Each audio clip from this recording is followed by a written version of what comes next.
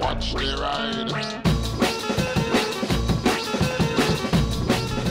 Thursday the 8th of June is voting day in the UK, and I want to talk a little bit about it. Now, I'm going to be the first one to admit, because I have talked about this before, is I generally don't vote. And I know to a lot of people that makes me the worst person on earth, but there is a reason why. I could never decide to pick someone, because I never ever felt like any of them were worthwhile picking. I also didn't really believe that who we picked made much of a difference as to what the outcome would be, because they were all so mixed up in their views. So if that's something that really angers you, calm, because I'm probably going to say something now that you're going to be pleased about in a moment. Basically, as I say, yeah, I never really felt like the outcome was going to be any different, and the whole idea that voting is a freedom I didn't really buy into, because it's only a freedom if you really get to choose, but we don't get to choose what we get to vote on, we get to choose what they say we can get to vote on. When it comes down to some things, we have no say in it here or there. However, on Thursday I will be voting, because for the first time in a very, very long time, I actually feel like there's a definite difference between parties. Now, I'm not going to say who I'm supporting. That's down to you. I don't think you should or shouldn't vote for any particular person. It's completely down to you who you choose to vote for. But as I say, in this year, in this election, I seriously think you should vote. Now, you have to be registered to vote.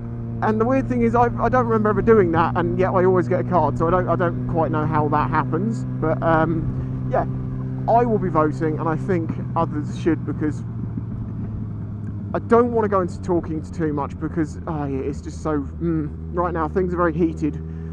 Social media is rife with debate, and that is good in a way. You know, debate is very, very good, but it has to be healthy debate. And if people close their minds to opposing ideas that actually listening to each other, there's no point discussing it. You know, if one person thinks that the best colour cup is red and another person thinks the best colour cup is blue, and neither of them listen to each other, it's never going to change what they think. And this is why I'm saying and making this video now. If you're someone who's like me, who doesn't vote generally, I think this would be a good one to start. It's not difficult. You just go down to your local voting centre, you know, give them your name, little X on who you choose, whack it in the box, done. I think there's a bit of fear for some people. They're like, you know, oh, I don't know what's going to happen, I don't know what happens there. It's literally that. You walk in, you give them your name, they give you a card, you put an X next to the person you want to vote for, and you put it in a box.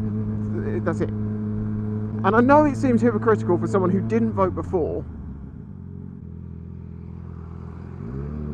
to be the person saying, no, I think we really do need to go and vote now. But maybe because I'm one of those people that didn't, and I'm switching my view on it, maybe that will inspire some of you who haven't voted before or don't regularly do it to go and do it, because this one's important. I mean, just look at the state of this country in so many regards and aspects, from everyday stuff like hospitals and education and blah blah blah, to employment and benefits, and then you can go into migration and the way and policing and all of this sort of stuff. And part of the problem for a lot of people is they don't have the time to listen to all the different parties and really understand what each one of them says, because they twist their words into pretty little pictures that when you start unraveling them are a big pile of shit quite often. But I have had that time, this time, and I do have a feeling, and I know who I'm voting for. So go and vote.